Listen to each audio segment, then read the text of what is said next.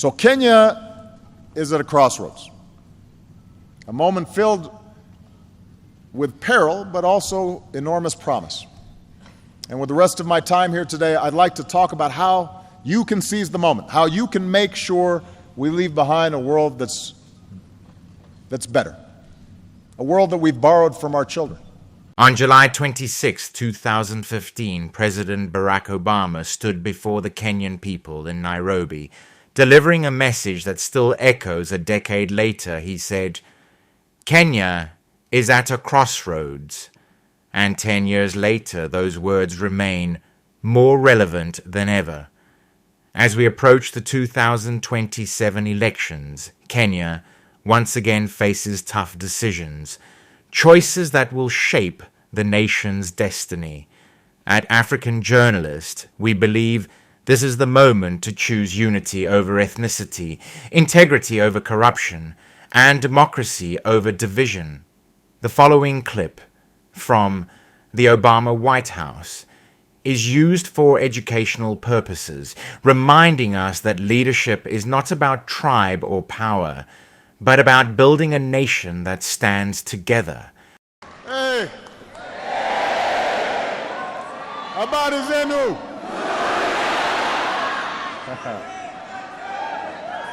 Wakenya Impio! It is great to be back in Kenya. Thank you so much for this extraordinary welcome. I know it took a few years, but as president, I try to keep my promises. And I said I was going to come, and I'm here. So, and everybody, go ahead and have a seat. I'm going to be talking for a while. Relax. I want to thank my sister Alma for a wonderful introduction.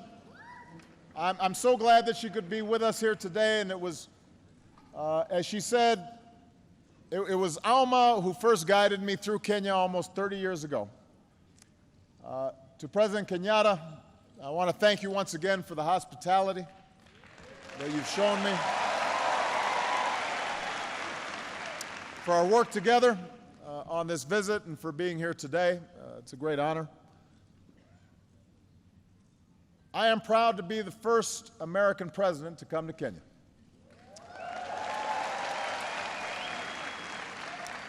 And of course, I'm the first Kenyan American to be president of the United States.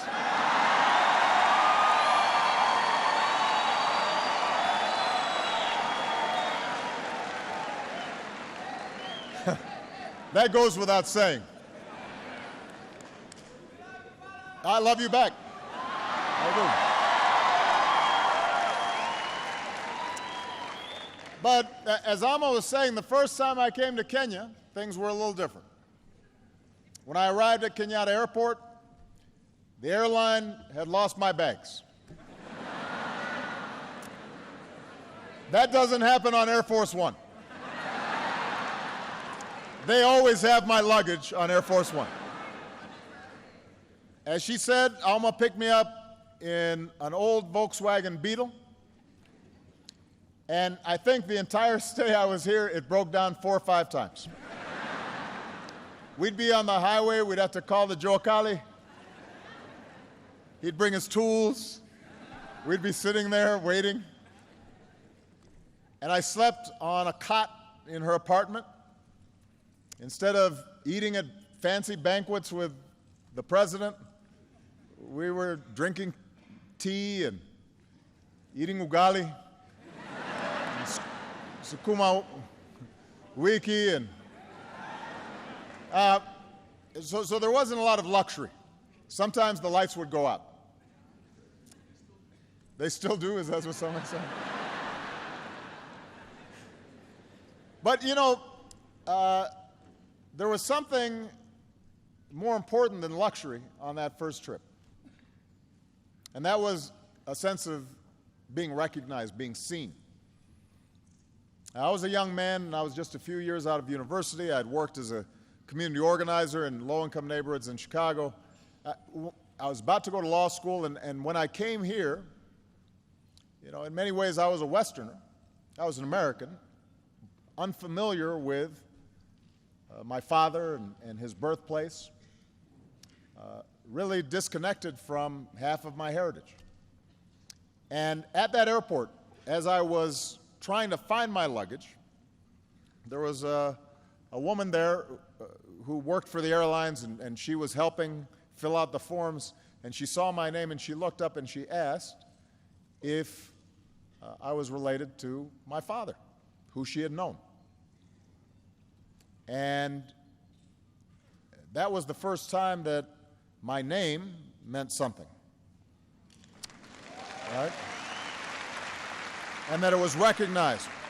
And over the course of several weeks, I'd meet my brothers, and aunts, and uncles. I'd travel to Alego, the village where my family was from. I saw the graves of my father and my grandfather.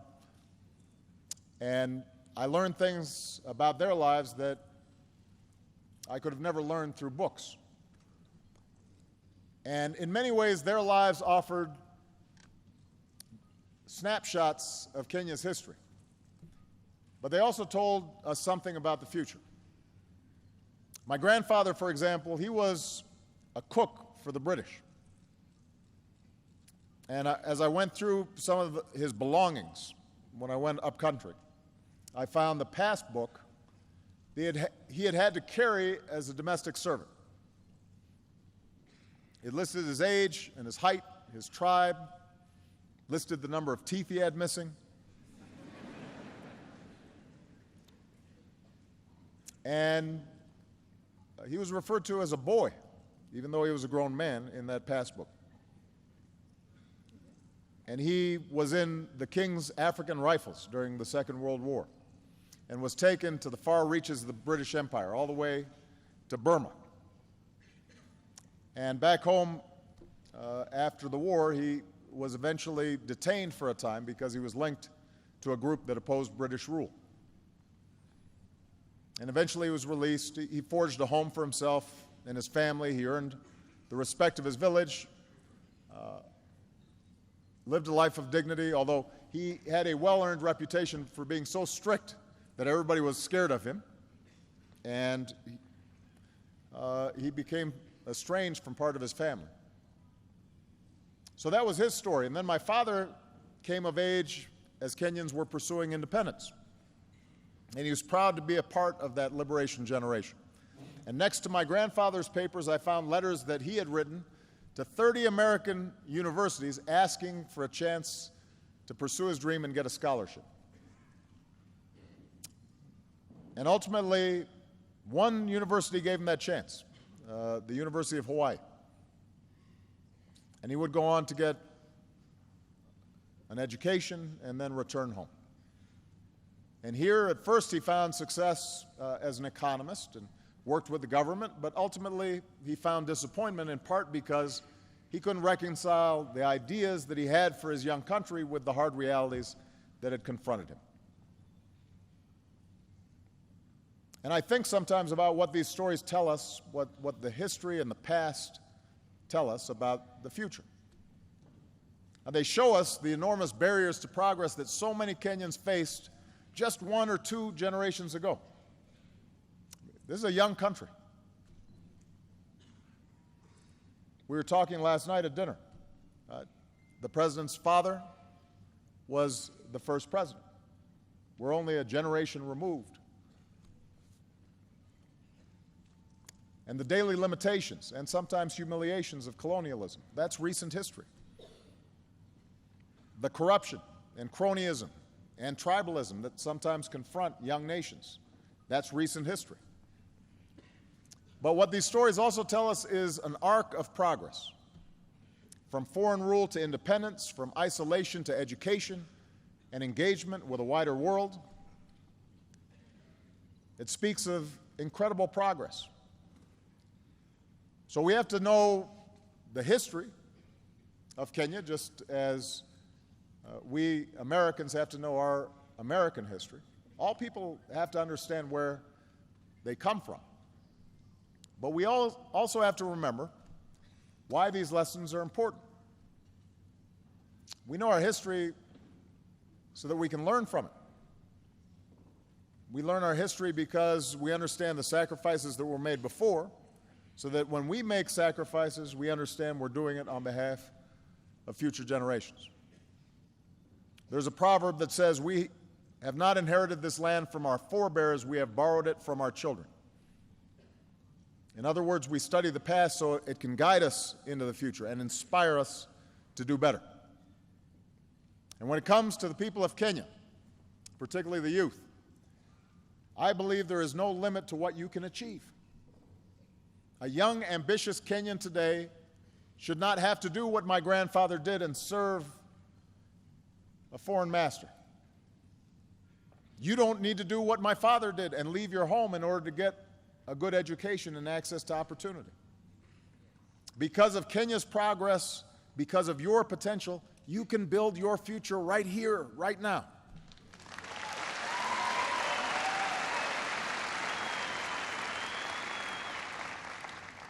Now, like any country, Kenya is far from perfect, but it has come so far in just my lifetime. After a bitter struggle, Kenyans claimed their independence just a few years after I was born, and after decades of one-party rule, Kenya embraced a multi-party system in the 1990s, just as I was beginning my own political career in the United States. Tragically, just under a decade ago, Kenya was nearly torn apart by violence at the same time that I was running for my first campaign for president. And I remember hearing the reports of thousands of innocent people being killed or driven from their homes. And from a distance, it seemed like the Kenya that I knew, a Kenya that was able to reach beyond ethnic and tribal lines, that it might split apart across those lines of tribe and ethnicity. But look what happened. The people of Kenya chose not to be defined by the hatreds of the past. You chose a better history.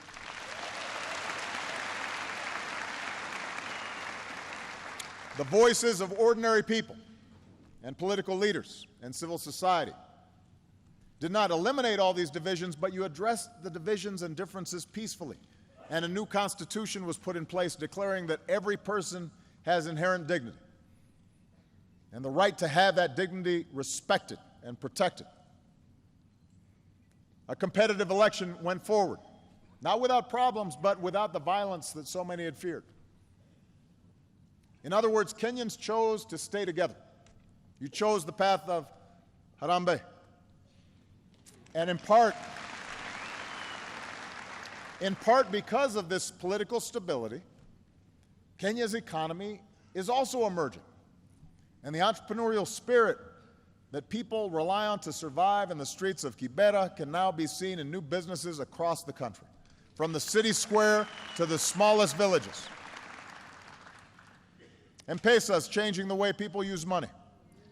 New investment is making Kenya a hub for regional trade.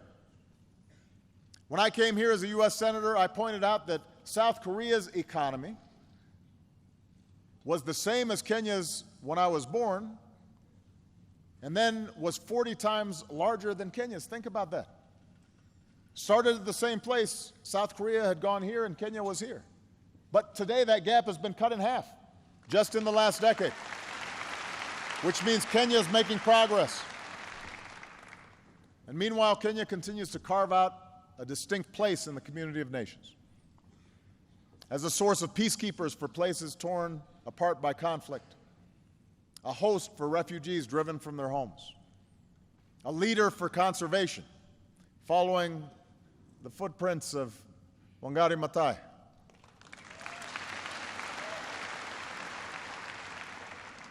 Kenya is one of the places on this continent that truly observes freedom of the press and their fearless journalists and courageous civil society members.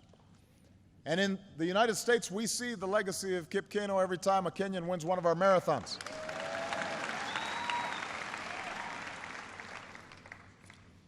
And maybe the First Lady of Kenya is going to win one soon.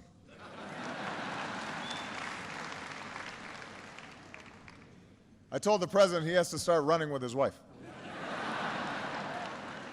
We want him to stay fit.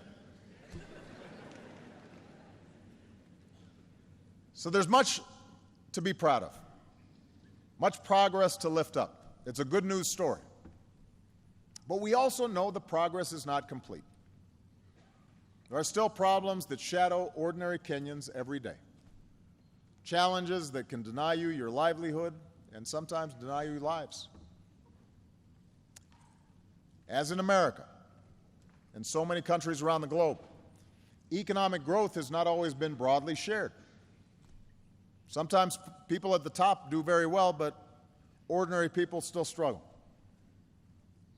Today, a young child in Nyanza province is 4 times more likely to die than a child in Central province, even though they are equal in dignity in the eyes of God.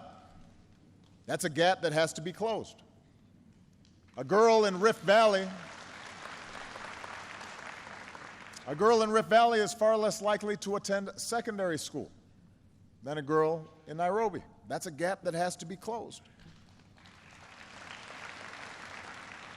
Across the country, one study shows corruption costs Kenyans 250,000 jobs every year, because every shilling that's paid as a bribe could be put into the pocket of somebody who's actually doing an honest day's work.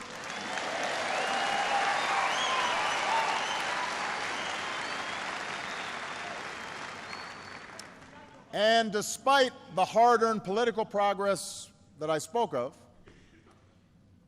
those political gains still have to be protected. New laws and restrictions could close off the space where civil society gives individual citizens a voice and holds leaders accountable. Old tribal divisions and ethnic divisions can still be stirred up. I want to be very clear here. A politics that's based solely on tribe and ethnicity is a politics that's doomed to tear a country apart. It is a failure of imagination.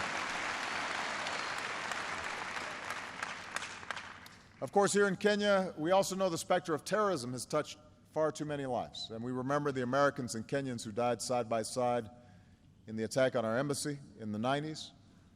We remember the innocent Kenyans who were taken from us at Westgate Mall. We weep for the nearly 150 people slaughtered at Garissa, including so many students who had such a bright future before them. We honor the memory of so many other innocent Kenyans whose lives have been lost in this struggle. So Kenya is at a crossroads, a moment filled with peril, but also enormous promise. And with the rest of my time here today, I'd like to talk about how you can seize the moment, how you can make sure we leave behind a world that's better, a world that we've borrowed from our children. When I first came to Sub-Saharan Africa as president, I made clear my strong belief that the future of Africa is up to Africans.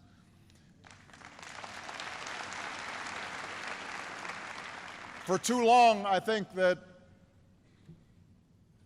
many looked to the outside for salvation and focused on somebody else being at fault for the problems of the continent. And as my sister said, ultimately, we are each responsible for our own destiny. And I'm here as president of a country that sees Kenya as an important partner. I'm here as a friend who wants Kenya to succeed. And the pillars of that success are clear: strong democratic governance, development that provides opportunity for all people and not just some, a sense of national identity that rejects conflict for a future of peace and reconciliation. And today we can see that future for Kenya on the horizon, but tough choices are going to have to be made in order to arrive at that destination. In the United States, I always say that what makes America exceptional is not the fact that we're perfect. It's the fact that we struggle to improve. We're self-critical. We work to live up to our highest values and ideals, knowing that we're not always going to achieve them perfectly, but we keep on trying to perfect our union. And what's true for America is also true for Kenya. You can't be complacent and accept the world just as it is. You have to imagine what the world might be and then push and work towards that future. Progress requires that you honestly confront the dark corners of our own past. Extend rights and opportunities to more of your citizens. See the differences and diversity of this country as a strength, just as we in America try to see the diversity of our country as a strength and not a weakness. So you can choose the path to progress, but it requires making some important choices. First and foremost, it means continuing down the path of a strong, more inclusive, more accountable, and transparent democracy.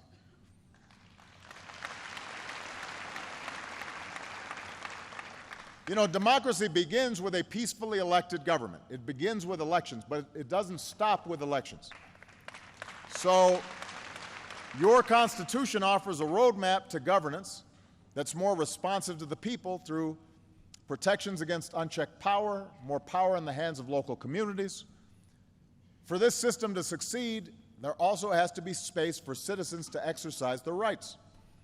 And we saw the strength of Kenya's civil society in the last election when groups collected reports of incitement so that violence could be stopped before it spun out of control. And the ability of citizens to organize and advocate for change, that's the oxygen upon which democracy depends.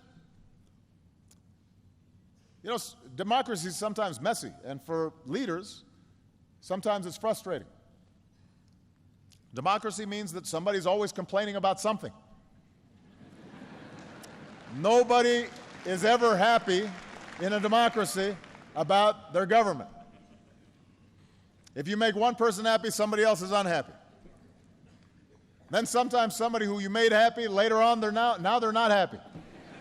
They say, "What have you done for me lately?" But that's the nature of democracy. That's why it works, is because it's constantly challenging leaders to up their game and to do better. And such civic participation and freedom is also essential for rooting out the cancer of corruption. Now, I want to be clear. Corruption is not unique to Kenya. I mean, I want everybody to understand that there's no country that's completely free of corruption. Certainly, here in the African continent, there are many countries that deal with this problem, and I want to assure you I speak about it wherever I go, not just here in Kenya. So I don't want everybody to get too sensitive. But the fact is, too often, here in Kenya, as is true in other places, corruption is tolerated because that's how things have always been done.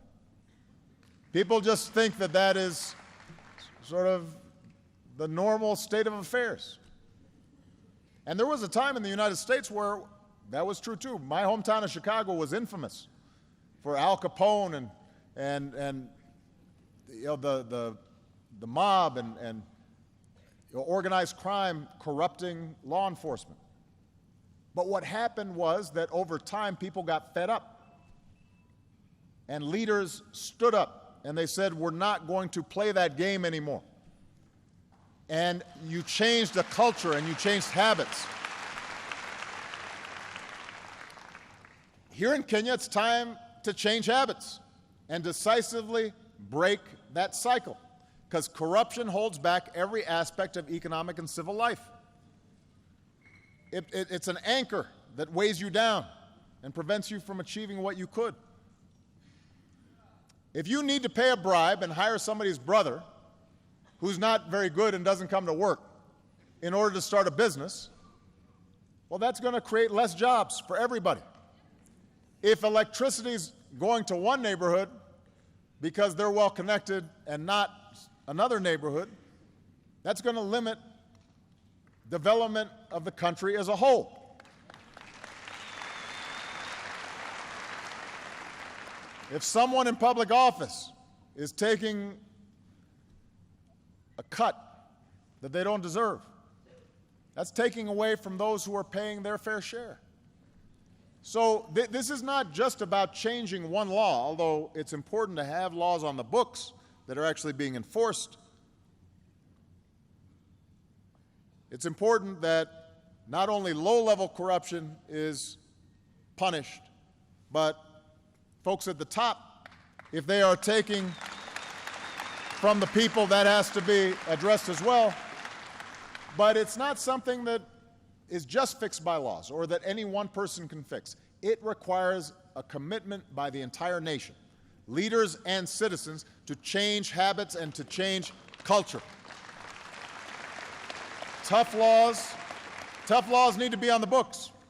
And the good news is your government is taking some important steps in the right direction. People who break the law and violate the public trust need to be prosecuted. NGOs have to be allowed to operate, who shine a spotlight on what needs to change. And ordinary people have to stand up and say, enough is enough. It's time for a better future. And as you take these steps, I promise that America will continue to be your partner in supporting investments in strong democratic institutions. Now, we're also going to work with you to pursue the second pillar of progress, and that is development that extends economic opportunity and dignity for all of Kenya's people. You know, America partners with Kenya in areas where you're making enormous progress, and we focus on what Kenyans can do for themselves in building capacity. On entrepreneurship, where Kenya's becoming an engine for innovation. On access to power, where Kenya is developing clean energy that can reach more people. On the important issue of climate change, where Kenya's recent goal to reduce its emissions has put it in the position of being a leader on the continent. On food security, where Kenyan crops are producing more to meet the demands of your people and a global market. And on health, where Kenya has struck huge blows against HIV/AIDS and other diseases, while building up the capacity to provide better care in your communities. America is also partnering with you on an issue that's fundamental to Kenya's future. We are investing in youth. We are investing in the young people of Kenya and the young people of this continent. Robert F. Kennedy once said, "It is a revolutionary world that we live in, and it is the young people who must take the lead." It's the young people who must take the lead. So through our Young African Leaders Initiative, we are empowering and connecting young people. Connecting young people from across the continent who are filled with energy and optimism and idealism and are going to take Africa to new heights. And these young people, they're not weighed down by the old ways. They're creating a new path. And these are the elements for success in this 21st century. To continue down this path of progress, it will be vital for Kenya to recognize that no country can achieve its full potential unless it draws on the talents of all its people, and that must include the half of Kenyans, maybe a little more than half, who are women and girls. Now, I'm going to spend a little time on this just for a second. Every country and every culture has traditions that are unique and help make that country what it is. But just because something is a part of your past doesn't make it right. It doesn't mean that it defines your future. You know, look at us in the United States. Recently, we've been having a debate about the Confederate flag. Some of you may be familiar with this. This was a symbol for those states who fought against the Union to preserve slavery. Now, as a historical artifact, it's important. But some have argued that it's just a symbol of heritage that should fly in public spaces. The fact is, it was a flag that flew over an army that fought to maintain a system of slavery and racial subjugation. So we should understand our history, but we should also recognize that it sends a bad message to those who were liberated from slavery and oppression. And in part because of unspeakable tragedy that took place recently, where a young man who was a fan of the Confederate flag and racial superiority shot helpless people in a church. More and more Americans of all races are realizing now that that flag should come down. Just because something's a tradition doesn't make it right. Well, so around the world, there is a tradition of repressing women and treating them differently and not giving them the same opportunities, and husbands beating their wives, and children not being sent to school. Those are traditions. Treating women and girls as second-class citizens, those are bad traditions. They need to change. They're holding you back.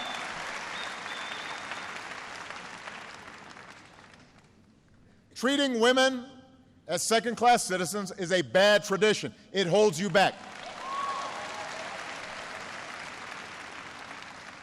There's no excuse for sexual assault or domestic violence. There's no reason that young girls should suffer genital mutilation.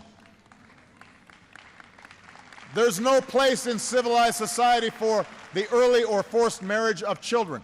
These traditions may date back centuries. They have no place in the 21st century.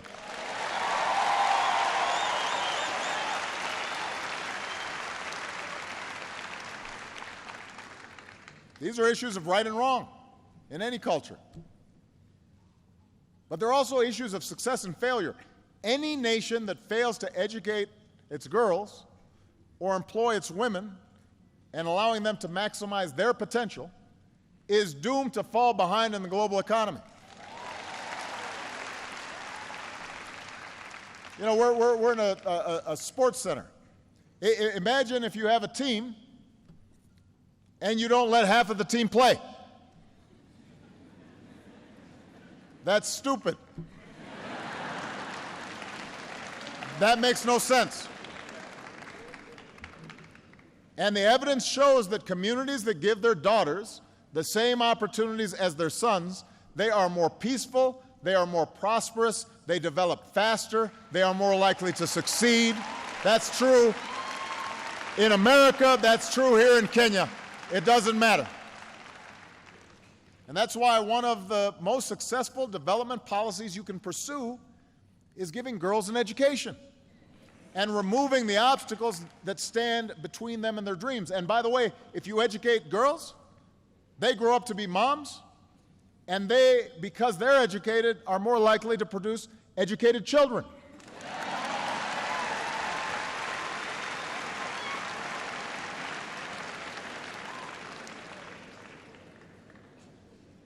So, Kenya will not succeed if it treats women and girls as second-class citizens. I want to be very clear about that. Now, this leads me to the third pillar of progress, and that's choosing a future of peace and reconciliation. There are real threats out there. President Kenyatta and I spent a lot of time discussing the serious threat from al-Shabaab that Kenya faces. The United States faces similar threats of terrorism. We are grateful for the sacrifices made by Kenyans on the front lines as part of AMISOM. We're proud of the efforts that we're making to strengthen Kenya's capabilities through our new security governance initiative. We're going to stand shoulder to shoulder with you in this fight against terrorism for as long as it takes. But as I mentioned yesterday, it is important to remember that violent extremists want us to turn against one another. That's what terrorists typically try to exploit. They know that they are a small minority. They know that they can't win conventionally. So what they try to do is target societies where they can exploit divisions. That's what happens in Iraq. That's what happens around the world. That's what happened in Northern Ireland. Terrorists who try to sow chaos, they must be met with force, and they must also be met, though, with a forceful commitment to uphold the rule of law and respect for human rights, and to treat everybody who's peaceful and law-abiding fairly and equally. Extremists who prey on distrust must be defeated by communities who stand together and stand for something different. And the most important example here is that the United States and Kenya both have Muslim minorities, but those minorities make enormous contributions to our countries. These are our brothers, they are our sisters. And so in both our countries, we have to reject calls that allow us to be divided. This is true for any diverse society. And Kenya is rich with diversity, with many dozens of tribes and ethnicities and languages and religious groups. And time and again, just as we've seen the dangers of religious or ethnic violence, we've seen that Kenya is stronger when Kenyans stand united with a sense of national identity. That was the case on December 12, 1963, when cities and villages across this country celebrated the birth of a nation. It was true in 2010, when Kenya replaced the anarchy of ethnic violence with the order of a new constitution.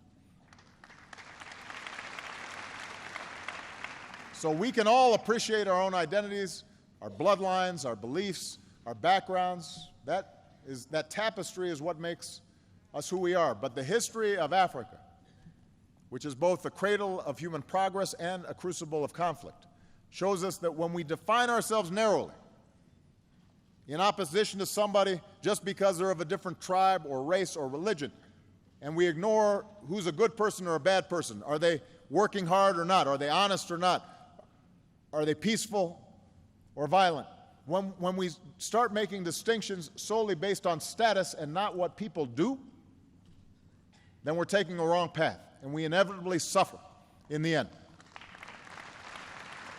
This is why Martin Luther King called on people to be judged not by the color of their skin, but the content of their character. And in the same way, people should not be judged by their last name or their religious faith, but by their content of their character and how they behave. Are they good citizens? Are they good people? In the United States, we embrace the motto, E pluribus unum. In Latin, that means out of many, one. In Kenya, Harambee, we are in this together. Whatever the challenge, you will be stronger if you face it not as Christians or Muslims, Maasai, Kikuyu, Luo, any other tribe, but as Kenyans. And ultimately, that unity is the source of strength that will empower you to seize this moment of promise. That's what will help you root out corruption. That's what will strengthen democratic institutions. That's what will help you combat inequality. That's what will help you extend opportunity and educate youth and face down threats and embrace reconciliation. So I want to say, particularly to the young people here today, Kenya is on the move. Africa is on the move. You are poised to play a bigger role in this world as the shadows of the past are replaced by the light that you offer an increasingly interconnected world. And in the light of this new day, we have to learn to see ourselves and one another. We have to see that we are connected. Our fates are bound together. Because in the end, we're all part of one tribe, the human tribe. And no matter who we are or where we come from or what we look like or who we love or what God we worship, we're connected. Our fates are bound up with one another. Kenya holds within it all that diversity, and with diversity sometimes comes difficulty. But I look to Kenya's future filled with hope, and I'm hopeful because of you, the people of Kenya, especially the young people. There are some amazing examples of what's going on right now with young people. I'm hopeful because of a young man named Richard Ruto Torosia. Richard helped build Yes, Youth Can. I like the phrase, yes, Youth Can.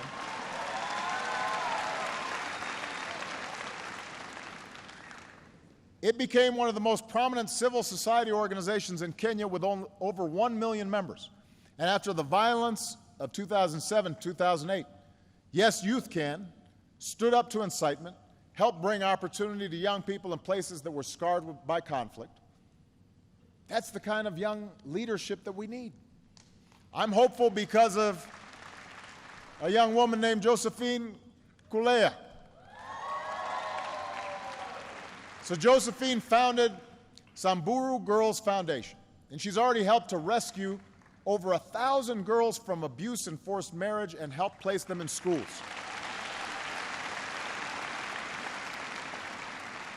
A member of the Samburu tribe herself, she's personally planned rescue missions to help girls as young as 6 years old. And she explains that the longer a girl is in school, everything for her income, for her family, for this country, everything changes. She gives me hope.